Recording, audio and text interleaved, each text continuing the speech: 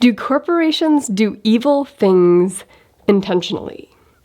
And in this video, I would like to argue that usually when evil things happen in corporations, it's because of a few well-placed sociopaths combined with a population that's normal, that has normal ethical sensibilities, that has really great intentions, who can be somewhat easily manipulated in some types of systems. And I'm doing this video because there are a lot of videos on this channel where I'm talking about corporate interests, and I'm talking about them in a way as if corporations are intentionally going about evil practices. That's not at all what I believe, but sometimes that's just the easiest way to explain something, and that's just a little bit like it's the easiest way to explain computers, as if computers have intentions if you're trying to explain how the computers work. So I personify a lot of language in a way that is perhaps potentially misleading. So this video hopefully will make up for that. But to give you a sense of where I'm going, first I'm going to talk about sociopaths and the way they could act from key positions in a company, or else the way that companies could sort of access sociopaths by outsourcing certain problems the company has. Then I'll talk about some system structure things that lead this to become more likely in the modern corporate world. Then I'll talk about non-sociopaths within a company and how those people might end up overlooking major evil actions. And I'll also talk about the system structures that might make that more likely in the modern world. And finally, I'd like to introduce some hope by talking about ways that checks and balances could be introduced into a corporate system. And I think it's going to help if we have some examples of evil behavior in our mind when we're thinking through how this might work. So if we imagine a tech company like a social media company that could be doing things that are definitely going to lead to an increase in mental illness, and doing that knowingly. That's one example. Another example might be if a corporation used its power to suppress worker rights, or to lobby the government to suppress worker rights, something like that. Third, we might imagine a drug company that puts drugs on the market without fully specifying some important side effects or important features about the drug that they knew about. For example, portraying opioids as being non-addictive. A fourth example might be a company that's polluting in a way that hurts the local population, that perhaps gets into the water supply, and the company knew about it but suppressed that information, leading the local population to be harmed. So those are just a few examples. They're certainly not the only ones, but I think it's helpful to keep in mind what exactly are we talking about by evil behavior. First of all, sociopaths. How might sociopaths get into a system, operate within it, and what is a sociopath? There are a number of features of a sociopath, but the two that are relevant here are, first of all, they don't feel guilt when harming others. And second, sociopaths use manipulation, deceit, and controlling behaviors to get their way. Now, for a sociopath to get into a key position in a corporation, they're going to have some other skills that sort of complement the sociopath behavior.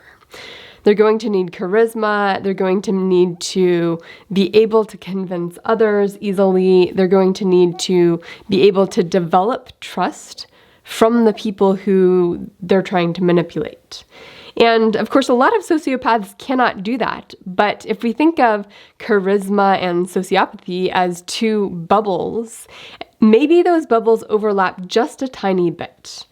But in a corporate world where these corporations are huge, a sociopath who had both of those skills could potentially move up within the organization.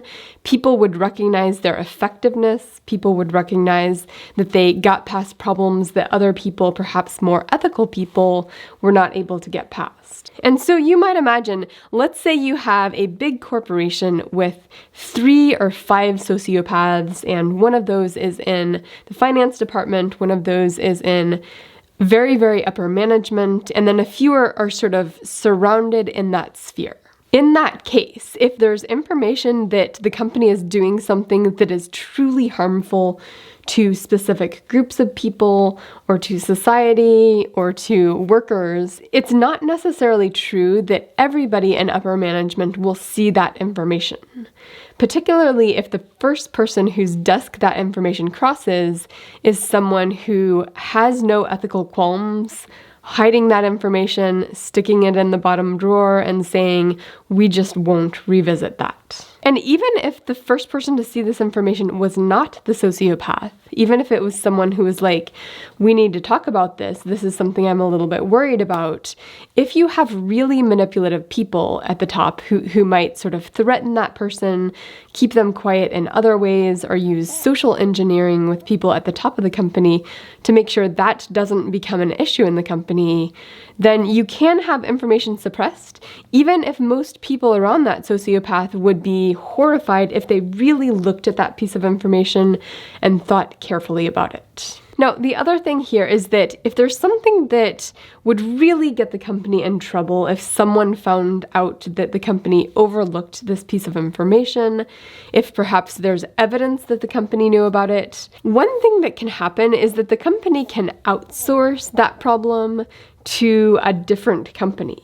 And one thing I'm worried about is if you have sociopaths who are really good and charismatic and who are problem solvers, if they have their own company that's not a corporation, that's a small business, that's willing to put out fires or fix problems for larger companies, that company can be run by a sociopath and specialize in saying, hey, if you have a problem that might cause PR issues or might get your company in trouble, outsource that to us.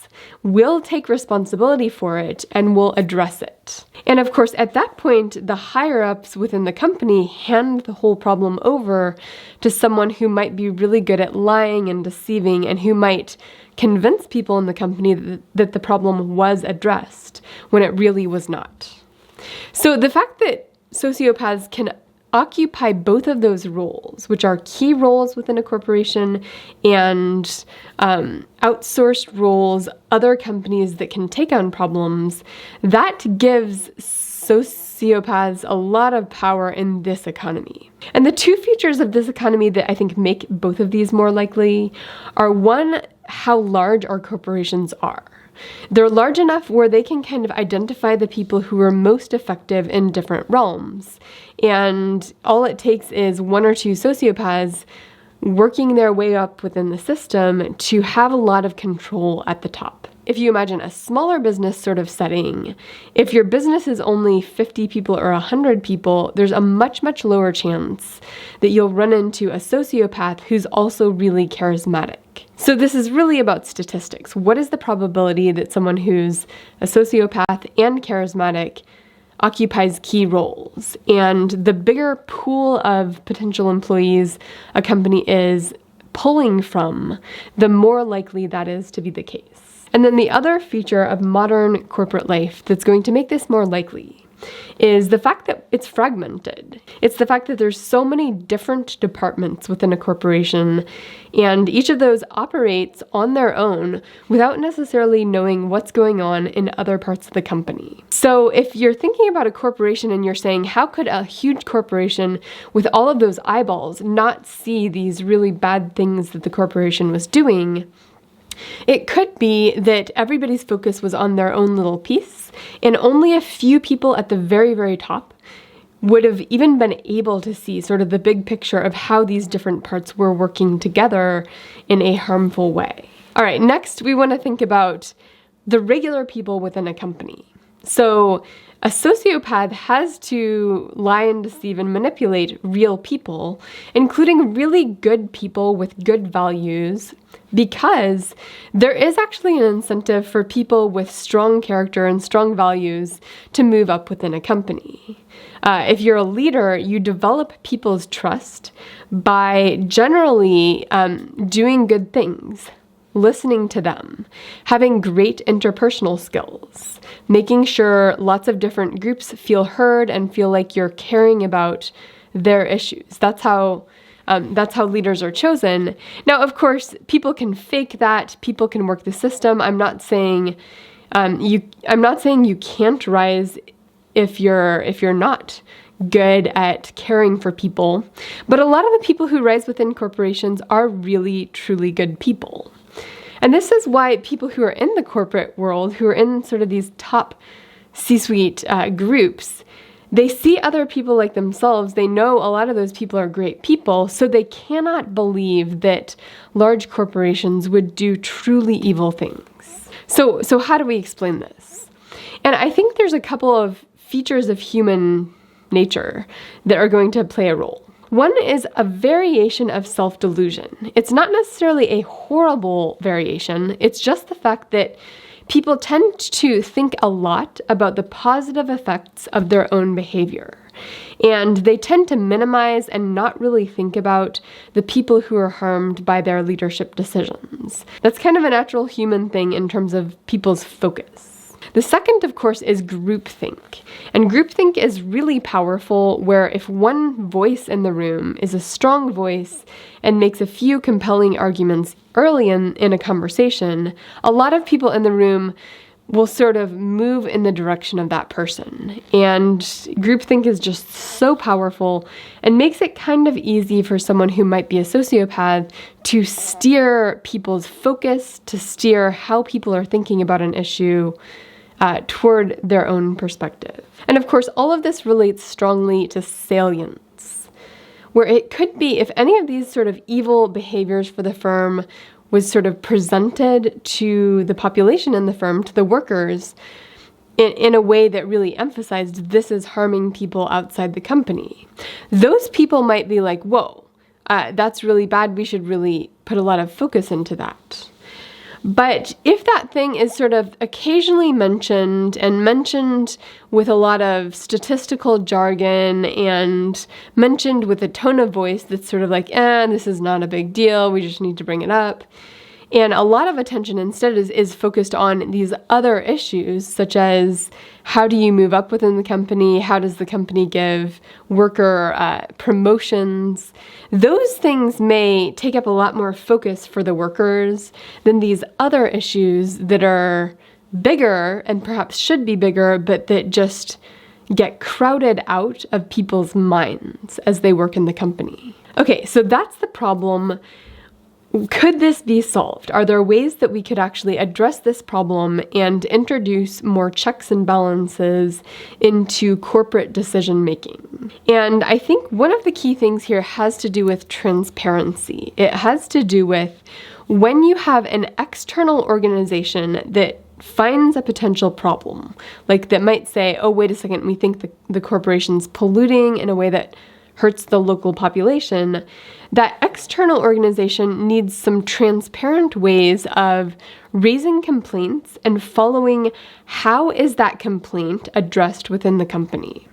Because if that complaint or those documents sort of go into the company and go to upper management and then just disappear into the system, they could get lost along the way. So I think one of the keys might be to empower the groups that bring up complaints against organizations and to give those groups power to sort of watch transparently the process as that complaint travels through the organization. And then another mechanism could be to sort of stress test corporations for ethical behavior.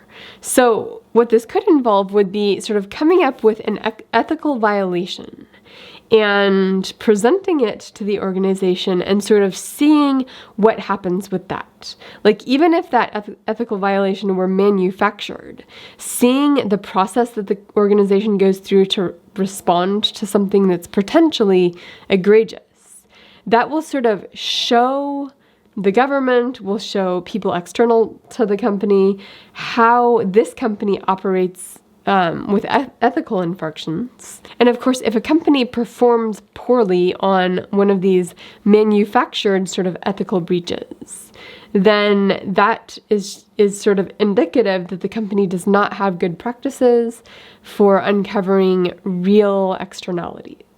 Another possible solution here might be to have these external boards whose job it is to sort of look at the internal organization and audit them in a way that's meaningful and powerful. And of course, you'd also have to empower those external bodies to sort of be able to go in and look at internal documents, to sort of do checks and balances. There would have to be certain protections of privacy if that company had private data, like social media companies do.